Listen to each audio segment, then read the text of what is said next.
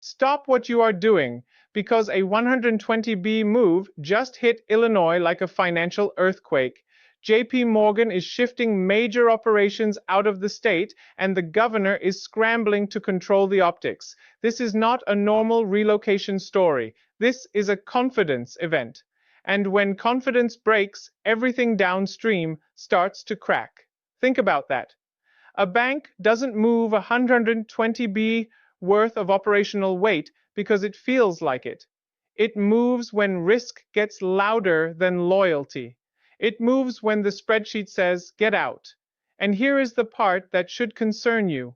Illinois doesn't just lose jobs when something like this happens, it risks losing its narrative. Because the moment a giant signals instability, other institutions start asking the same question: why stay? Now, I need you to zoom out.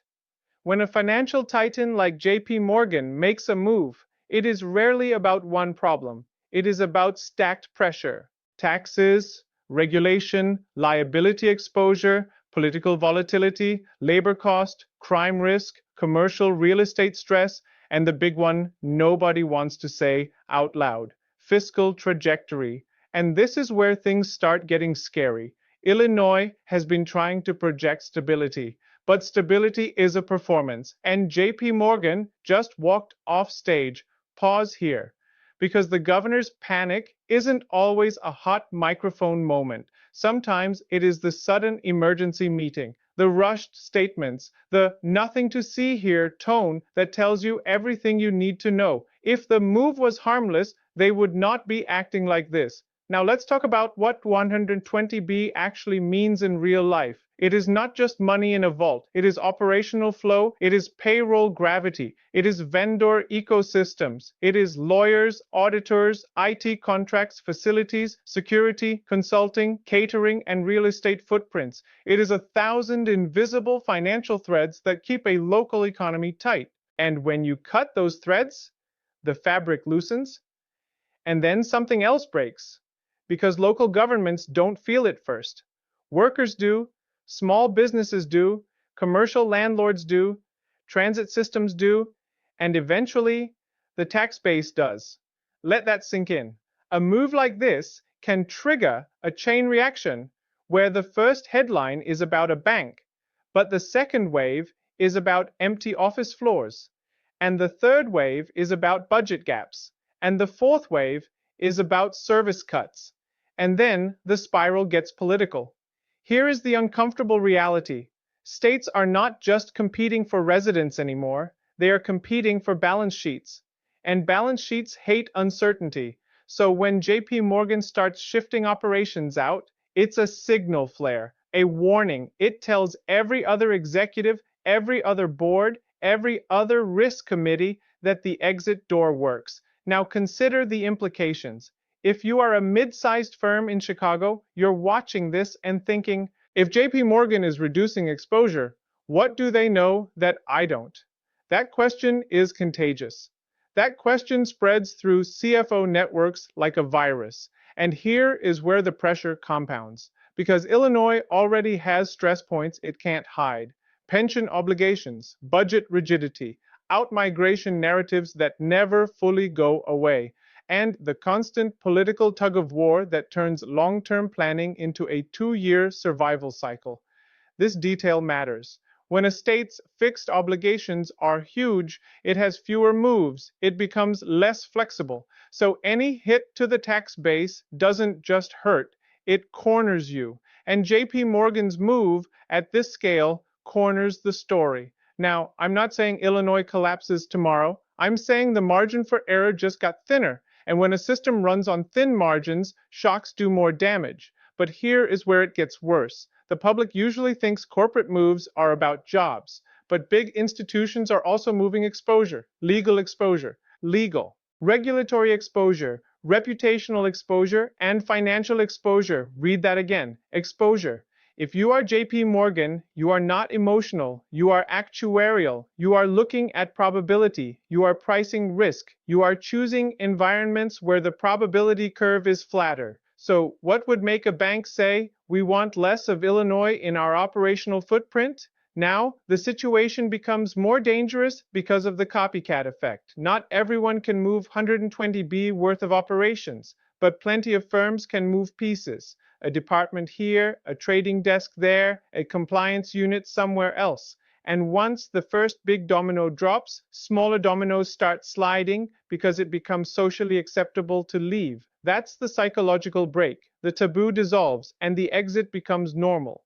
Now, about the governor. When leadership hears a headline like this, they immediately face three nightmares. First, the donors and business community start calling. Second, unions and worker groups start asking what's next. Third, ratings agencies start paying closer attention to future revenue assumptions. And ratings agencies don't care about speeches, they care about math.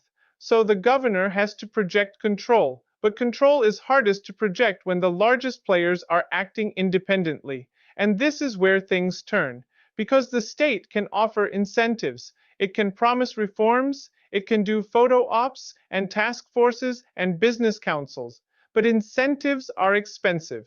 And expensive is exactly what you can't be when your fiscal structure is already tight. Think about that. To stop an exodus, you often have to pay, but paying increases pressure, which can accelerate the very thing you are trying to stop. That's the trap. And then there is the real estate problem. Commercial real estate has been fragile in major cities for years. Remote work hollowed out demand. Refinancing got harder. Vacancy rates climbed. So when a major institution reduces its footprint, landlords don't just lose a tenant, they lose a signal, they lose leverage. And lenders see it too, because a building with weaker tenants is a building with weaker cash flow, and weaker cash flow changes loan risk. So now we are not just talking about Illinois politics, we are talking about a financial ecosystem that tightens when confidence weakens. Here is the part nobody expects. The public won't feel the real impact immediately. It will arrive like a delayed shock. First, it is a headline, then it is a quiet hiring freeze, then it is fewer office renewals, then it is less foot traffic, then it is more storefront turnover, then it is budget debates that suddenly get uglier, and that is when people finally connect the dots. But by then, the move is already done. Now there is another layer. When a giant like JPMorgan moves operations, it also changes where high earners live, where they pay property taxes, where they donate, where they start companies, where they send kids to school. That matters because high income flight amplifies fiscal stress. It is not just losing one taxpayer, it is losing the top slice that funds a disproportionate share. Let that sink in. Even a small percentage shift at the top can create a big revenue hole. So when Illinois leaders respond with panic, it is because they can see the second order effects. They can see the third order effects, and they know that headlines create momentum. But the real problem is this. Once the perception forms that Illinois is a place institutions de-risk from, reversing that perception is brutally hard, because every future decision gets filtered through that lens. Now ask yourself a blunt question. If your state was stable and predictable, would a bank this large be moving 120 billion of operations away? Exactly. And if you think this ends with JPMorgan, you're missing the bigger shift. Because corporate America is becoming more mobile, more risk sensitive, and more allergic to political volatility. That means the next decade is not just about growth, it is about geography, about which states are seen as safe and which are seen as fragile. This is where the pressure spikes. Illinois has to do something fast enough to stop the narrative, but careful enough not to worsen the math. And that is a narrow corridor. A corridor where mistakes are expensive. So watch what happens next. Watch for other firms reviewing their footprint. Watch for quiet relocations framed as strategic optimization. Watch for incentive packages that look generous because they are desperate. Watch for budget language that starts using softer words for harder realities. Because when 120 pi starts moving, it is not just JPMorgan making a decision. It is the market voting, and the market just cast a ballot against Illinois risk. That is why the governor is panicking, not because of one move, because of what that move could unlock, and once it's unlocked, it's very hard to close.